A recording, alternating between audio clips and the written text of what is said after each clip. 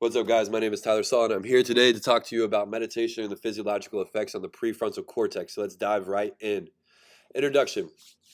We know habits, and they are the neurological connections that strengthen or weaken over a period of time through a synaptic connection. So these connections can strengthen or become weakened through conditioning or lack of. And there's two ways that we can do this. That can either be done the physical, the actual doing, or the meditational and accessing the quantum realm through meditation to be able to strengthen those same circuits through the power of our brain. What else I want to talk about is the increase in athletic performance that can happen from meditation, and two significant things that play a role in the longevity and quality of your life: the decrease in brain gray or the gray matter in your brain in the prefrontal cortex as you start to age, and then number two is the reciprocal, that with meditation you can increase the gray matter to your brain, simply by meditating. So let's continue. Meditation in layman terms. I love this. The Tibetan translation is to become familiar with. Pretty powerful. So let's talk about the three cognitive roles of the prefrontal cortex. We have behavior, we have speech, and we have reasoning. Why is this important? So study one linked to a positive and negative physiological effects on the prefrontal cortex when it comes to meditation. And what we found is there is increased blood flow to the frontal and anterior cingulate regions of the brain. Powerful. Increase in brain's attentional network. Increase attention span. Faster on all tasks. Who wouldn't want to be more efficient? And then aging causes decrease in the gray matter in the prefrontal cortex. Let's talk about this real quick. Let's break this down. Let's go back. Your behavior, speech, and reasoning are part of the prefrontal cortex. You want to keep those three cognitive functions intact for as long as you can. So the cool thing about the study also showed that meditation increases in gray matter. So one of the things that aging does is decrease it, but one of the things that we have control over is increasing it. Let's go on to study number two. Irrationality decision making due to decreasing gray matter in the prefrontal cortex in the elderly. So this study took a part of 65-year-olds and older, and their decisions on financial choices. And what they found is that the elderly performed less than par compared to peers half their age, and the higher degree of irrationality linked to the decrease in gray matter in the prefrontal cortex. Guys, this is very important.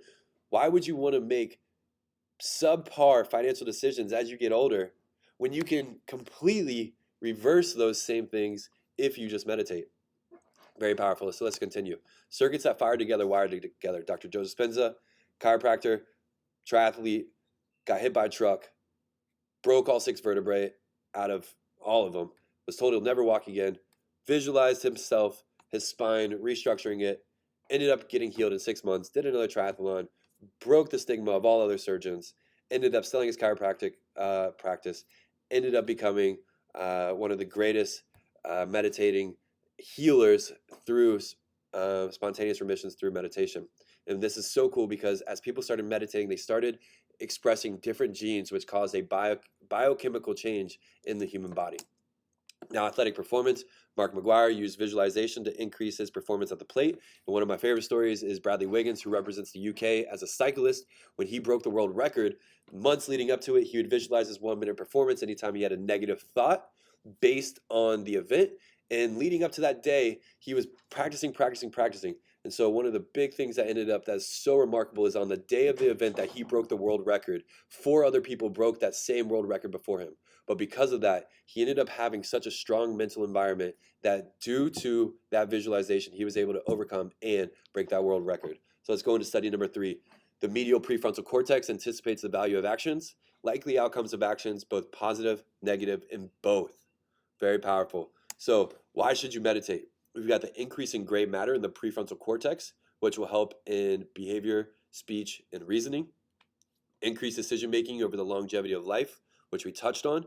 Increase athletic performance and overall physical performance. Who wouldn't want to perform better in all areas of your life? Increase blood flow to the frontal and anterior cingulate regions of the brain. All right, that's crazy. And then this is so powerful is that there was a study done on 50-year-olds that meditate and found that they have the same thickness as a 25-year-old in the prefrontal cortex, reversing the aging properties. And then increase in sensory processing. And I love what Dr. Lawrence LaShawn talks about is meditation is coming home for him. It's that place where you get to come home, go back to any part of your body that you want to heal, coming home to any thought that you have, coming home to any question that your heart may desire. Your brain will give you the answer. So thank you so much. Thank you for your time. Thank you for listening. And do one thing for me. Increase the gray matter in your prefrontal cortex by doing one thing. Simple meditation.